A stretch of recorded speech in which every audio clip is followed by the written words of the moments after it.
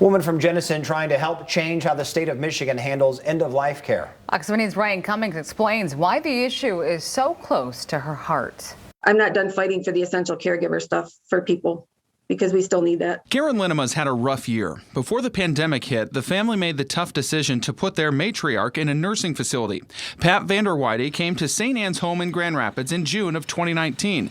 Visits, though, were quickly put on hold. And then they'd been closed for a little bit from 19 to 20 about flu, and then COVID started March 12. We first talked with Karen last year as the family was getting ready to celebrate the holidays. Because of COVID, visitors were not allowed in the building. They had to say hi to Mom through the windows. After a year of those interactions, the state started to loosen restrictions. I would set a visit up at least once a week so that she got a visit from one of us, because there's 5 of us kids. Pat ended up in the hospital in May with pneumonia and congestive heart failure. She came back to St. Anne's for a couple weeks before returning to the hospital. Thankfully, she ended up at Blodgett Hospital. They let us all in there on Monday, Memorial Day. All 5 of us got a chance to get in there, and then her grandkids too, almost all of them. If this had happened a couple months ago, we would have been lucky if one of us could have gotten in to see her. Karen tried to visit as much as she could. Her mom did not really understand why they had to talk on the phone or through the glass. Her goal now is to prevent that in the future. My mom never ended up with COVID. So none of this is because of COVID. It's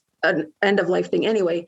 But even the people with COVID should still have been allowed to do what employees do and be able to see their loved ones at the end, because nobody wants their loved one to be by themselves at the end. Pat passed away June 2nd. Her memorial was more of a celebration of life. The family put her wheelchair and walker, along with other orthotics she used, next to a rose. She then wrote on her casket with markers and attached some butterfly stickers as well. The year that she was locked down, pretty much, we'll never get that year back, and neither will anybody else. Karen is using her family's experience with nursing homes, especially during COVID, to fight for change. She's already met with lawmakers and testified in front of House committees. She wants the state to make those changes for essential caregivers, saying there's nothing that's forcing locations like nursing homes to let caregivers in, even during a pandemic. I feel extremely frustrated and angry for the people that had to deal with their loved one passing away, and they could only maybe get outside a window or see them on video. That is not acceptable. Husbands and wives, children, family members, and friends could all be kept out, meaning no one's around to even check on their loved ones to make sure they're being taken care of. Because by the time I would get to a nursing home or whatever, if we don't change this and there's another COVID episode or whatever it is next that comes down the pike, and I wanted to see my kids, I wouldn't be able to. Karen's trying to make sure that does not happen to others, because in the end, she says it's all about love and her mother's final words to others. She would always end the conversations with people and she'd say, "I love you." And I'm going, you don't even hardly know them. Why do you say love you?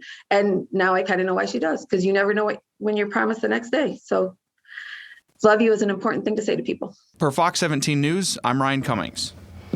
Even though her mother is gone, Karen still visits at least 2 women at St. Anne's who love the company. She's already working on another letter to lawmakers advocating for